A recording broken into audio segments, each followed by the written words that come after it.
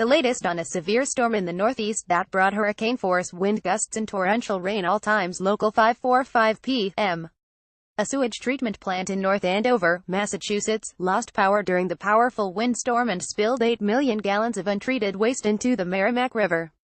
North Andover Town Manager Andrew Mailer said Tuesday a pump failed to move waste into the treatment plant because of the power outage that allowed waste to back up and flow in the river. He says there was backup power for the sewage treatment plant, but not the pump outside the plant. Mailer says there was no immediate threat to residents, and the Massachusetts Department of Environmental Protection was looking into the matter. High winds and heavy rain throughout the Northeast on Monday downed trees and power lines and left more than 1.5 million without electricity, _____ 5:15 p.m. The director of Maine's only Veterans Administration hospital says patient care wasn't compromised during a power outage. U.S. Rep. Bruce Poliquin, a Republican, called for an investigation Tuesday after learning that the Togus VA Medical Center outside Augusta asked for emergency power following a windstorm the day before. The request led to questions about whether the hospital was adequately prepared and whether services were affected. Director Ryan Lilly said Tuesday that the VA had 5 generators and 3 backups. He said one of the 5 primary generators went on the fritz, causing lights to blink and necessitating a backup. He says patient care was not affected and that the problem was resolved by the time the Maine National Guard brought extra generators. High winds and heavy rain throughout the Northeast downed trees and power lines and left more than 1.5 million without electricity, ____. Coast Guard crews from Maine to Rhode Island have identified more than 50 vessels from sailboats to kayaks torn from their moorings due to Monday's powerful storm. Many were unmanned and adrift while others were washed up on shore. Coast Guard teams found no significant pollution from the boats. The Coast Guard says many of the boat owners have been identified and contracted with commercial salvage companies to remove their vessels. High winds and heavy rain throughout the Northeast downed trees and power lines and left more than 1.5 million without electricity, ____. 4:30 p.m. Some families evacuated from a New Hampshire town near 2 swollen rivers are returning home, though they still don't have power. Campton Fire Chief Daniel DeFosses says about a third of the town now has power, as do parts of neighboring towns. A number of roads are still closed, with some stretches of roadway washed out or impassable due to downed trees and power lines. Halloween trick-or-treating has been postponed until Friday because DeFosses says houses along the main road that runs from Campton into Thornton have no electricity and the town's didn't want to risk any harm to children.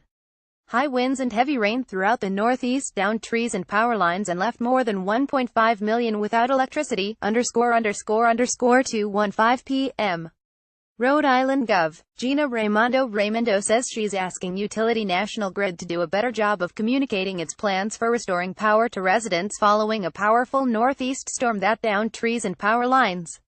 The Democratic governor said Tuesday the utility was probably caught a little flat-footed because the storm caused more damage than expected late Sunday and early Monday. National Grid says sustained high winds made it challenging to restore power Monday.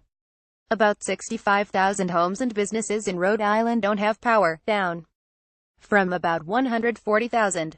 Raimondo says crews are aiming to restore power to 35,000 customers Tuesday. She wants National Grid to tell her the timeline for restoring power to each municipality.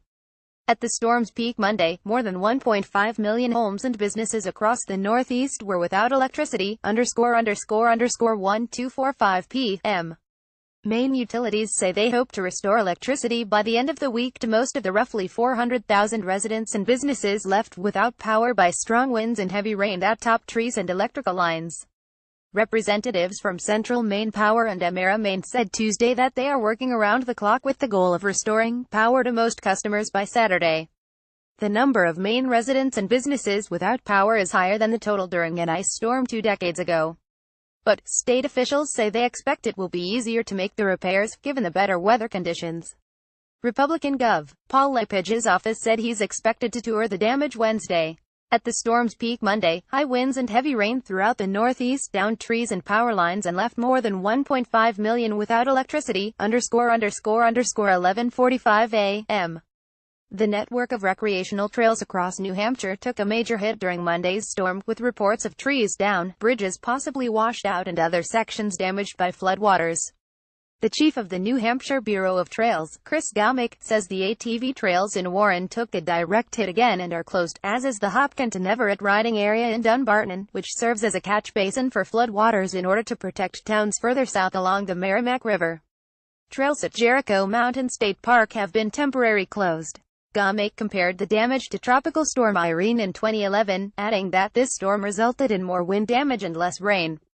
Repairs will be expensive, and Gaumick said he feared it will be challenging to ready the trails for the opening of snowmobile season December 15th.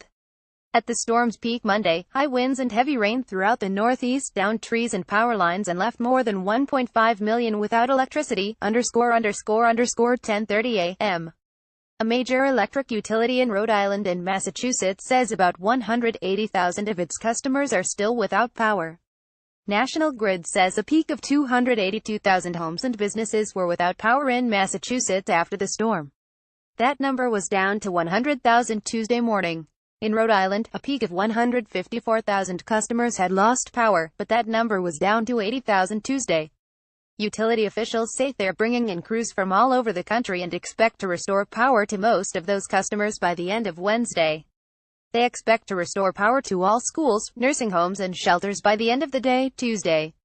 At the storm's peak Monday, more than 1.5 million were without electricity as the storm, packing high wind and heavy rain, moved through the Northeast, _ 9:55 a.m. Officials in New England cities and towns that experienced significant storm damage say families should be very careful when taking children trick-or-treating. The storm peaked Monday and knocked down thousands of trees and left more than 1 million people without power. Portland, Maine, officials say they are still cleaning up on Tuesday, and some neighborhoods warrant extreme caution. City spokeswoman Jessica Grandin says many homes don't have power, and power lines are still down in some areas. She says the city is recommending residents not trick-or-treat on streets that don't have power. She also says using illuminating devices is especially important on Tuesday night, _ 7:30 a.m. Power is slowly being restored to hundreds of thousands of homes and businesses in New England, one day after a powerful storm downed numerous trees and power lines and flooded roads. The lack of power Tuesday forced dozens of school districts across the region to cancel classes for a second consecutive day, while many towns postponed trick-or-treating until the weekend. At the storm's peak Monday, more than 1.5 million customers were without electricity. By Tuesday morning, there were still over 407,000 outages reported in Maine. More than 138,000 customers were still without power in New Hampshire, and nearly 39,000 were in the dark in Vermont.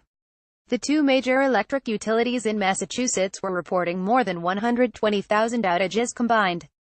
About 83,000 homes and businesses in Rhode Island were still in the dark, while Connecticut's utilities had about 60,000 outages, _ 105 a.m. A severe storm that pounded the Northeast has left utility crews scrambling to restore power and forced communities to postpone Halloween festivities due to damage. The storm knocked out power to nearly 1.5 million homes and business at its peak Monday across the region. More than 1 million customers remained in the dark early Tuesday. New England bore the brunt of the storm. Thousands of trees were toppled. In New Hampshire, floodwaters swept away a house. In Maine, the state's largest utility warned residents to be prepared to be without electricity for up to a week. Officials in some cities and towns have pushed back trick-or-treating from Halloween night, Tuesday, to as late as Sunday evening due to safety concerns.